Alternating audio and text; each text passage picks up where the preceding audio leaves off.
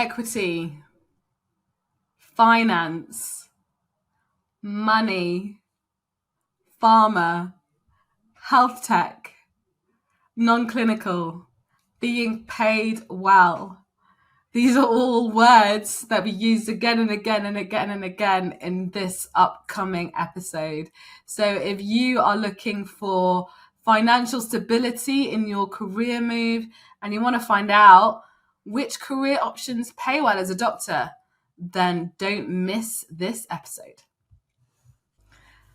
Hi, welcome to today's episode of Disrupting Doctors' Careers. And we have a treat guest for you. It's none other than Dr. Anna Klepchikova, who is the Chief Medical Officer of Flow Health. So we'll be talking a little bit about what she does, but today's discussion is focused on alternative careers for doctors that pays well. Yes, pays with a P. We are talking about money. So I always say, none of us went into medicine because we were really passionate about earning a lot of money. Otherwise, we would all be in the finance sector or hedge fund managers or in banking, right? But especially when you are changing careers, money is an important factor to consider, especially when you have other commitments, financial commitments such as a mortgage, a lifestyle. The cost of living is going up. Inflation is going up. So yes, money is important. And so yes, we are going to talk about that frankly, right? So, because I see a lot of doctors, they just don't want to talk about it, but it is important and that's fine. So we're going to talk about what types of alternative careers for doctors actually pay well, worth going into, and that will help support your financial stability plans. And Anna, who has got a wealth of experience moving from clinical medicine to non-clinical, and is a leader in a whole variety of ways, which we'll find out a little bit more about. She's got a broad range of experience in different sectors, so she can join this conversation to help us answer that question. So welcome, Anna. Yeah, thank you for inviting me. And the topic that we will be discussing today, I think that's what actually pushed me to changing my career from clinical into big pharma and then IT. So when you invited me and you announced the topic, I was very excited to discuss it because I have many stories to share. Awesome. And yeah, especially at a time, you've just moved to the UK, and consultants, at the time of this recording, consultants in the UK have just announced they are planning to strike over pay. And this is after junior doctors have been through a number of days of striking over pay. So this is a really pertinent discussion. So let's start with, as I say to Anna, this is all going to be mainly about you and your stories.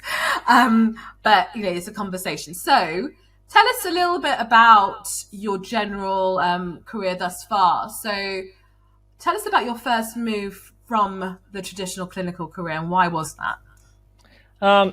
So I started my clinical career as a doctor in intensive care and anesthesiology unit.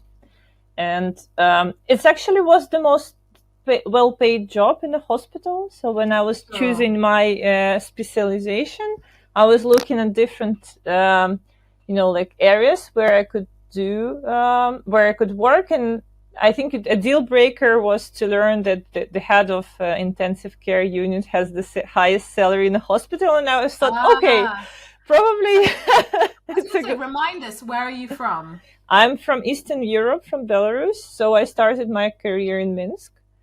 And I think I was always keen, not only, helping patients, but also, earning something for myself. So I think for many doctors, there is a bit of maybe not a shame, but a bit of a confusion to put on a table their actually dreams about earning money or, getting the life that they want to live and, supporting their families. So I think for me, I admitted that I really want to work and to help people, but also to have some financial stability for myself. So I think I realized it early on.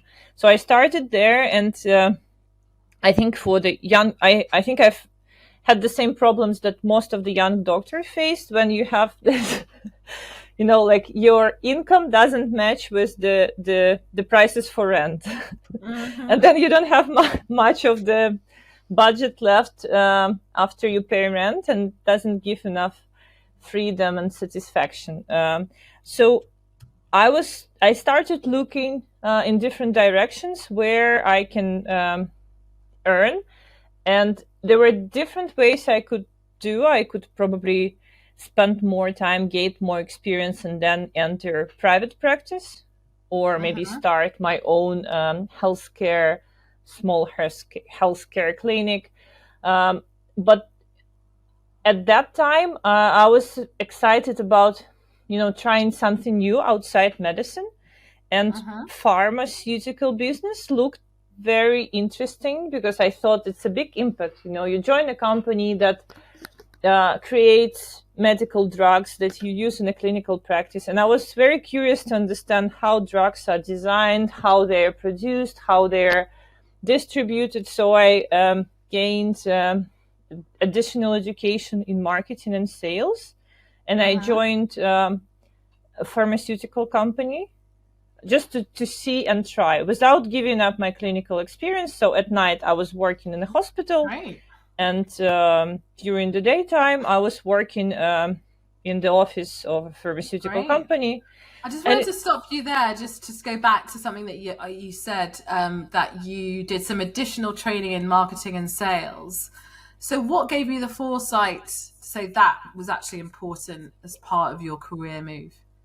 Well, like when I started to go to interviews to join Big Pharma, I just realized that, they're asking me questions that I have no idea how to answer. So they were like financial terms, sales, marketing terms. And I realized that, I spent so many years in the medical school, but I actually don't know what is net income, what is cost of goods, what like marketing strategy. So I felt like I need education, and I joined a business school, and I also then acquired certification from Chartered Institute of Marketing here in UK.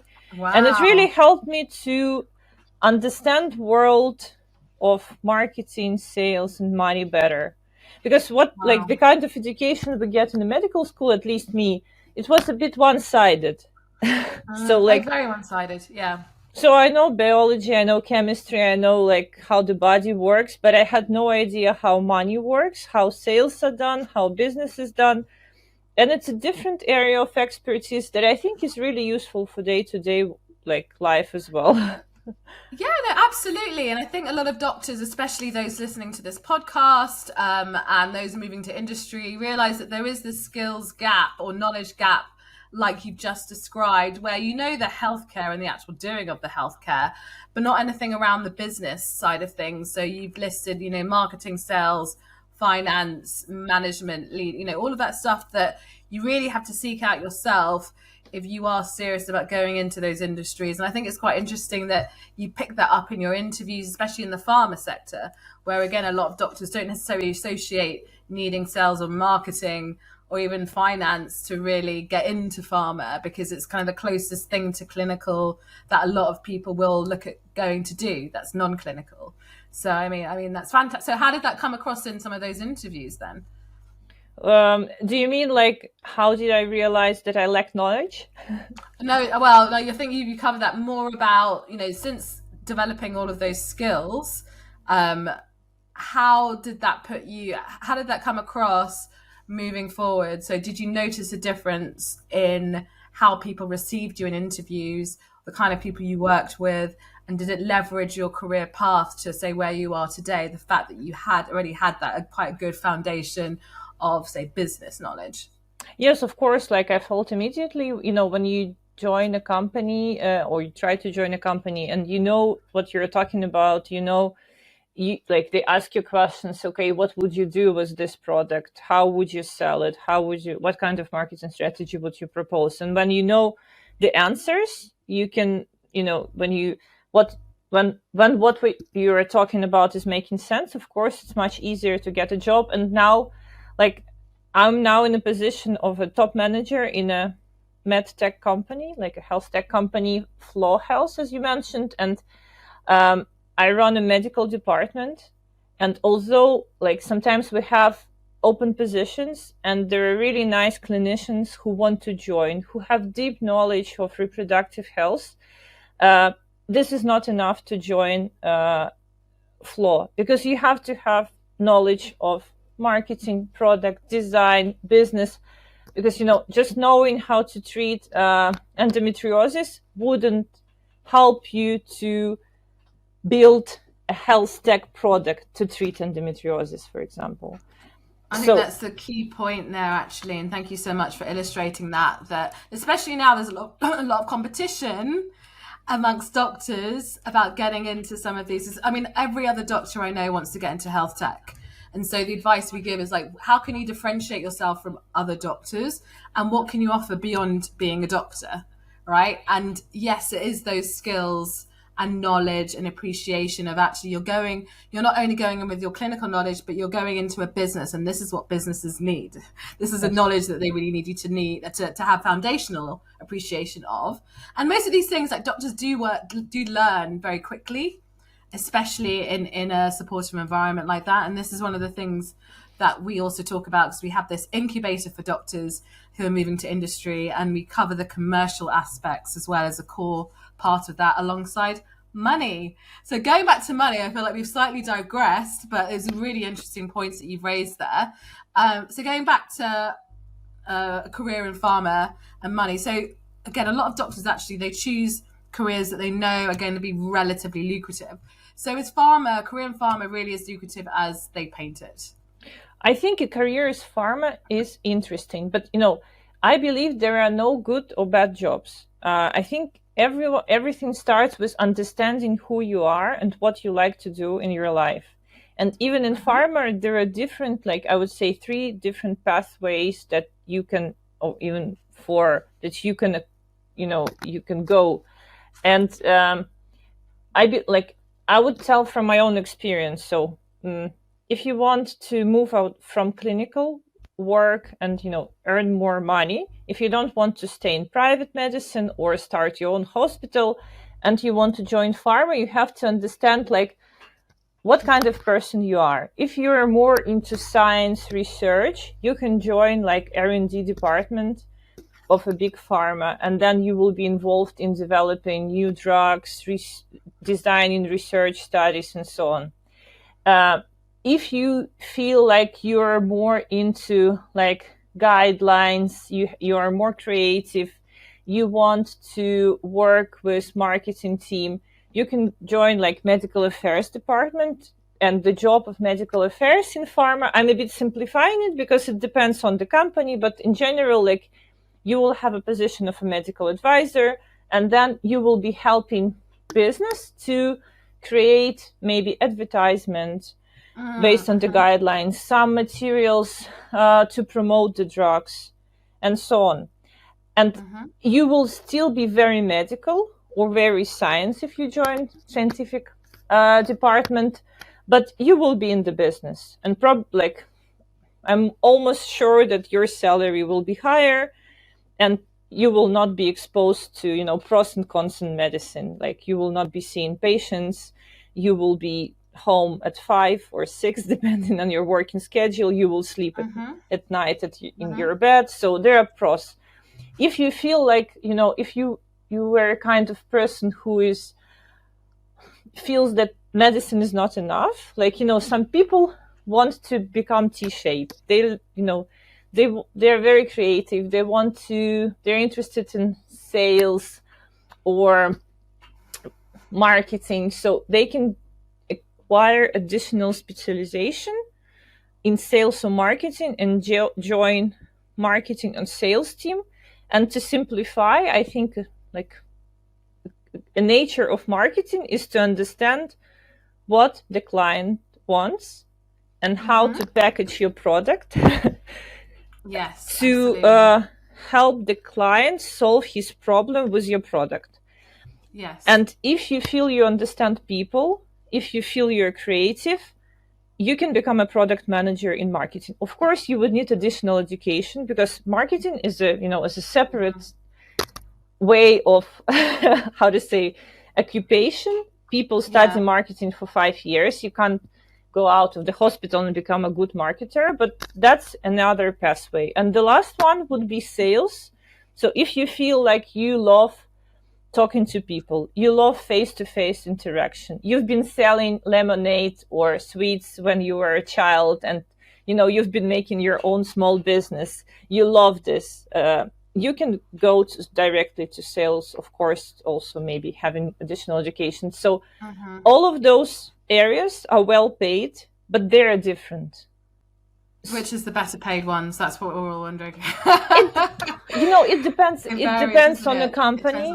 It depends on your position, and it depends on how good you are. If you're a best sales manager, you will be earning more than a marketing director who is like not really good in a not really good company. So it's like I was going to say, sorry, at the end of the day, a lot of these roles, they don't necessarily have the ones that doctors do, they don't necessarily have the word sales attached to it.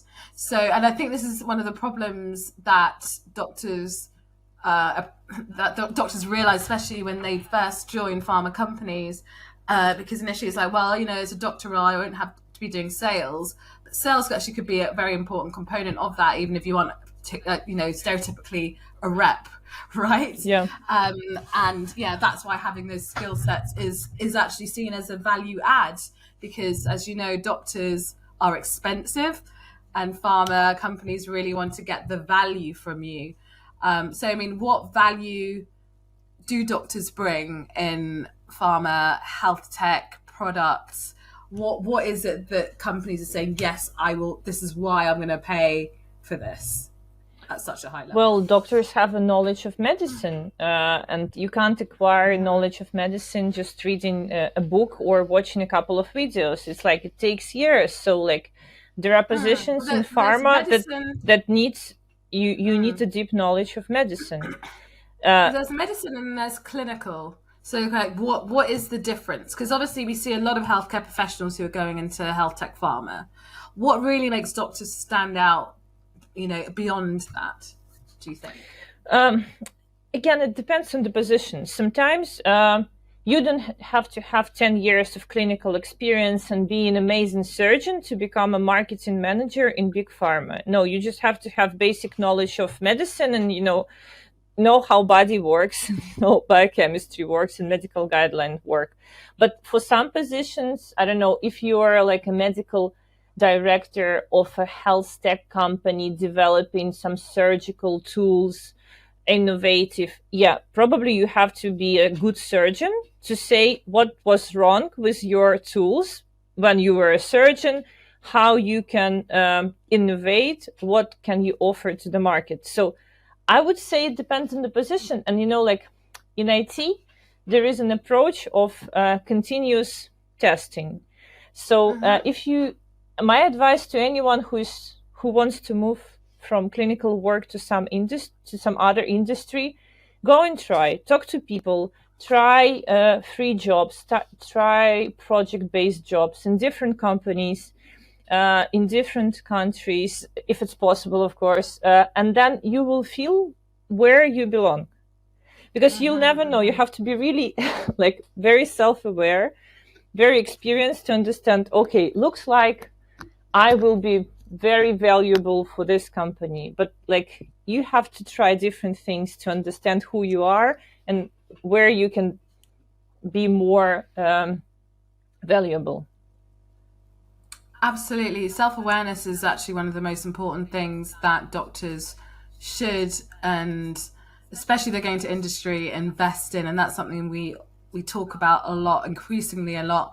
I can say from a personal perspective, someone who has both therapy and coaching and mentoring, again, as a way of understanding myself better, because obviously that has an impact on what I achieve, what I do. It's something that I think doctors organically, it's not something that they really do. But as you know, a lot of us, especially as a result of the last few years with COVID, have become burnt out, institutionalized, overworked, overstressed. And, they do need that support to actually make a success of their career, make the impact they want, considering all the other stuff that's probably going on in their heads. But yeah, so I mean, we've talked about pharma, we've talked about IT. And actually, let's talk about health tech, because obviously you're in this role, a senior leadership role now, which is really exciting. But just generally talking about earning a lot of money in health tech, because obviously health tech, I'm talking about career wise or salary wise, because obviously health tech is a relatively new sector in itself. It's still emerging. You have early stage companies, you've got venture backed companies, and there's always a concern there's just not enough money swilling around. So for doctors who want to go into health tech, again, this is a very broad question. What kind of salary expectations should they look for or expect, especially in leadership positions? It depends on the company, because for Apple Health it would be different from a startup who is sitting in the basement and just starting their journey. And in health tech, there is a component of salary and also equity. So you may get not only salary but also like stock options that are actually you can then sell them for quite a lot of money if the company becomes successful. So it's different. Yeah, let's talk a little bit about that. I was going to say, because again, because obviously you and me were in the space, we understand all those terminology, but perhaps most doctors, especially if they're not entrepreneurs or in the business space, really understand what equity is.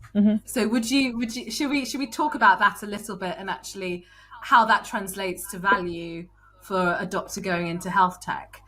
So yeah, would you want to? So from my understanding, especially as a double business owner, I own two businesses. Equity is basically a part of your company. So ownership of a company. So you could join Apple, for example, and Apple says, we want you to stay for as long as possible. In order to do that, we're going to promise that you will get a certain amount of Apple as long as you stay X number of years. The longer you stay, the more of that bit that we're promising you get. That's what they call kind of options, and that converts into shares. And at some point, either sometimes when the company is sold or it goes public, which has mean that it goes on the stock market, you can get the value of whatever the company's, whatever your slice of the company is worth back. And that can be in cash most of the times, that can be transferred to other things. But is that what, do you need to add anything to that or correct me? No, you're absolutely correct. That I think that this component was invented as a motivational tool for people and tool for retain people in the company. And yes, if you like, the trick with equity is that to make most of it, you have to join a smaller company on an early stage, because the earlier you join, the cheaper equity actually costs and the more you get. And if you stay long enough, and then if the company grows and becomes successful, you can become rich. But it's again, it's a luck, it's a risk, and it's a lottery, because out of 10 startups that get investment, only one actually survives in 5 years. So it's a lottery. So you have to believe in the company that you're joining, but then in the end you can benefit from it. But I think like what we missed here is that you've been asking about numbers and salary expectations, and I think that probably people would want to hear the numbers. So like we've been doing let's do it. Salaries differ, and they depend on position, because there are market benchmarks for salaries. And if we talk about if you're a doctor who became iOS developer or a data scientist, you can earn up to 200,000 pounds per year. But like, let's talk about roles that are more or less connected to medicine. So it's like maybe research scientist, medical advisor, medical director. So I would say in health tech, benchmarks would start maybe from 40,000 if you're joining, up to probably maybe 90 if you are not on a manager position, but you're very senior. But depends on the company. These are in companies who have had at least a certain amount of funding. Of course, no, it's not a startup that is barely surviving. And then like maybe you can if you're a manager, you would earn around 100,000 or 150, depending on the company. But to be honest, it's much more, it's better in terms of money to become a data scientist or iOS developer or infrastructure engineer or security now. Security engineers are very well paid. So I would say that in health tech, people who are not tech are paid less than tech people. That's the reality that we have to accept. So, and I wouldn't say that health tech currently pays more than pharma. I would say they are more or less the same. Just because pharma is more profitable. I don't think we can compare. I don't think there are any health tech companies. I mean, not pharma, but like tech, purely tech, not medical devices, that earn more than traditional pharma, who earn billions of dollars. Yeah, I mean, like most of these pharma companies, the pharma sector is very well established. It's been around for a long time. Yeah. We've got global franchises and et cetera, et cetera. So, yeah, but I mean, tech is still emerging. But that's interesting that, you see this similar salaries in both companies that have a certain level of funding, usually Series B plus. Okay, cool. So like, any other? So beyond health tech, anything else you can think of where doctors are paid very well? So one of the things we talk about is setting up your own business, whatever that is. Consulting is, I'm saying, setting up your own consulting business as a solopreneur is another way you can earn a lot of money quite quickly, potentially. And the key within that is not actually what you're doing. Well, A, you have to be solving an expensive problem for the clients that you're targeting. And B, you need to then be charging. And I talked about this in a podcast on health tech with Alice McGee, is the type of pricing or pricing strategy that you employ. And if you want to earn a lot of money quickly, I say quickly, but or earn a lot of money but not work loads of hours, one of the things we talk about is premium pricing, which is where you don't charge by the hour, which is a conventional way of doing it, but you charge by the value that you're providing, the value in the service that you're providing. Again, that's another way that you can actually start earning a lot of money without basically having to do billions of hours and work for yourself and choose what you want to do, etc., etc.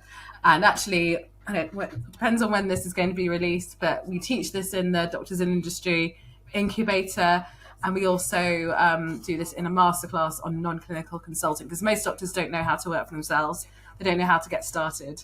And I think it's such an important skill that they need to learn. Did you ever work for yourself?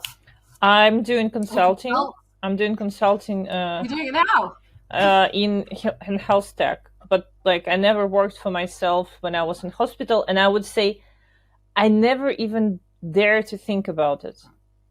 So I don't know the way I don't know how education works here in UK, but the way like I've been taught is that like it was very straightforward. Like you come to the hospital, you do your job, and then they give you like this amount of money by the end of the month. So I was never thinking of outside the box. What else can I do? What else can I offer to people? Can I start a private practice? I was living in the world of dreams, I think, before I joined the industry. I didn't know how money works. And I'm still learning. I think I spent in health tech and pharma around 10 years in total. And before that, I spent most of my life in medical school and working in a hospital. So I'm still more of a doctor in my brain than a business person. Let's see if it's going to change. I think it will inevitably, because do you do any clinical work at the moment? No, not anymore. At some point, I had to make a choice because I couldn't work, for years, like at night in the hospital, and then during the day in the office. It was just too. When I was less than 30, I think I could do this. But when I was getting older and older, like, my health, it wasn't sustainable. So yeah, I had to make a hard choice. Although I still miss medicine, and probably I would never get those emotions that you can get when you save a life of a patient who's really damaged and in severe state. You will not. For me, salary, business achievement, they never been a bit like such a boost of. They never caused a boost of dopamine that helping people did. So I still miss medicine, but business is really interesting area also. It is really interesting, always changing, constant challenges, constant problem solving, all this uncertainty, but a lot of fun doing it. And then, one of the final points we're going to discuss is, how can, so I mean, you can earn a lot of money, and that's great, in whatever lucrative career that you've decided when it comes to career choices. But how do you make sure you keep that money and B, really maximize it to its full potential? So, I mean, have you got any? Because again, like, this is a thing that we see again and again. I speak from a personal perspective as well as seeing hundreds of thousands of doctors and knowing what the sea change is.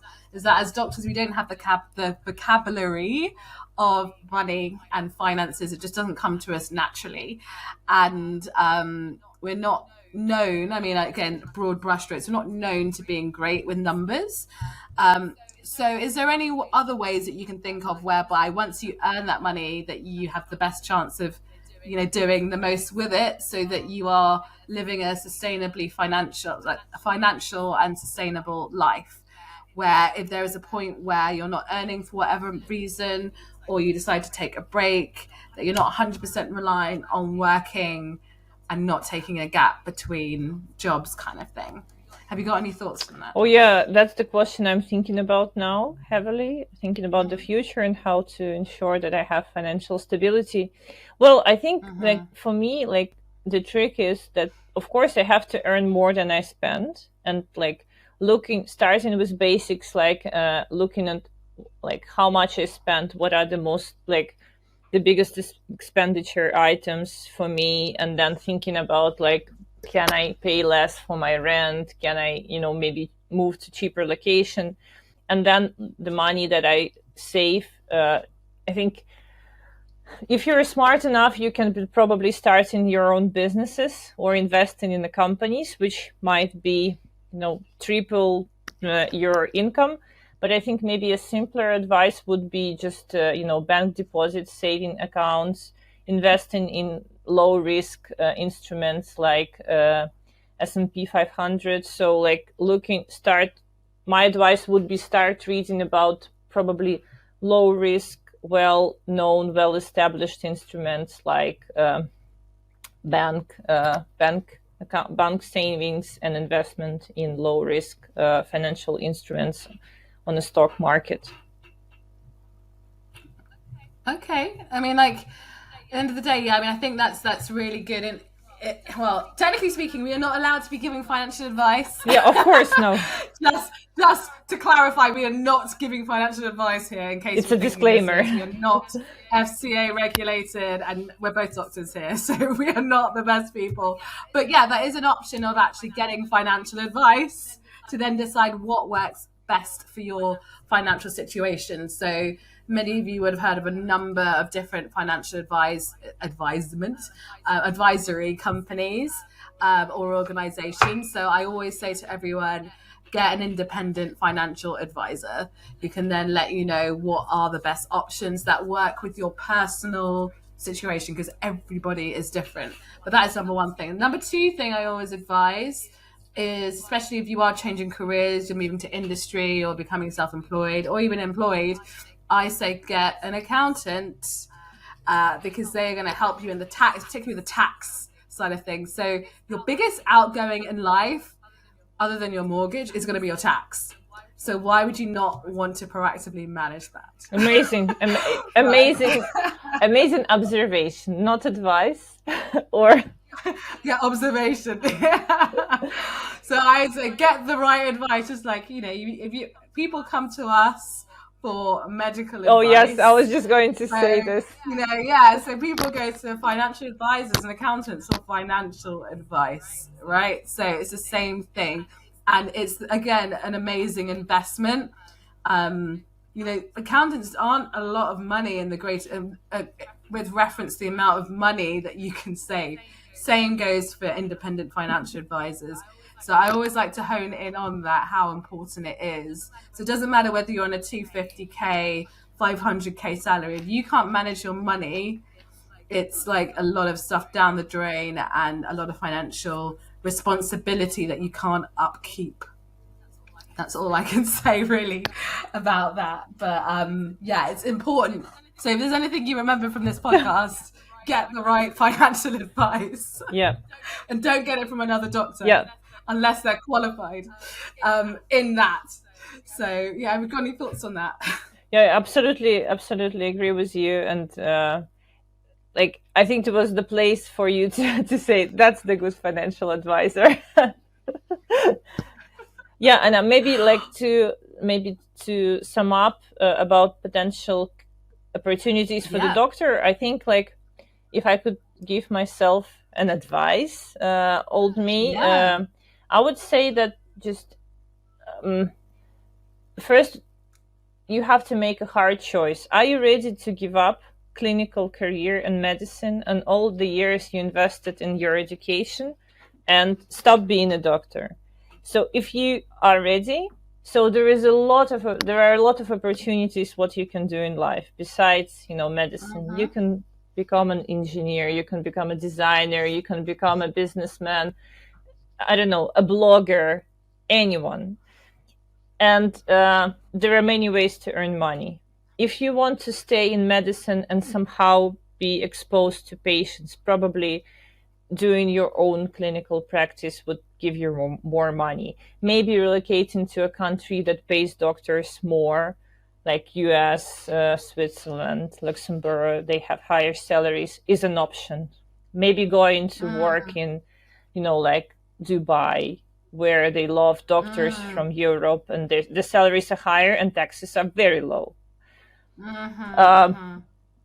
Then if you are ready to give up 50% of your medical career, maybe forget about the patients but still be exposed to medicine, then pharma, biotech, research, health tech, that's an option where you're still a bit of a doctor but maybe not a doctor anymore, so you're in between. So there are many avenues you can take in changing your career. And I think what changed over the last 30 years, maybe the doctors who are now 50, 60 years old, they were not even trying and thinking that there is something else outside medicine that they can do. And for our generation, our life expectancy is longer. The world is changing, so why not try to live different lives? To work 10 years as a doctor and then work 10 years as a blogger and then 10 years to be, I don't know, someone else. So world is different now. People, companies, they really value T-shaped professionals. And now... I was going to say, what does T-shaped mean? T-shaped means that there is a, doctor is a I-shaped professional. He knows only medicine well. T-shaped professional is someone who knows something outside medicine. So a doctor who knows data science, a doctor who knows marketing, a doctor who knows how to do YouTube videos. So that's the T-shaped. There are also M-shaped people who have more pillars, like 3 pillars, and there are triple. Yeah.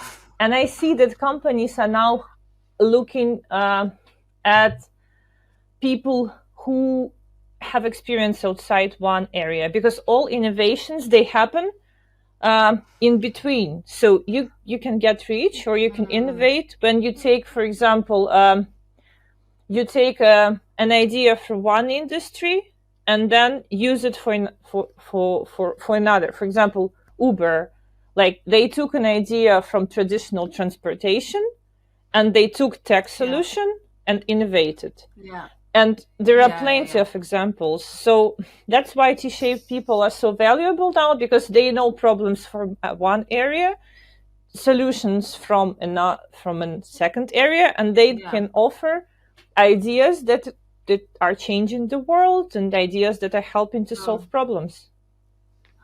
Absolutely. I think those are really great examples. And my last thought, we've talked about changing jobs as a way to find a well-paid career. How about in current job?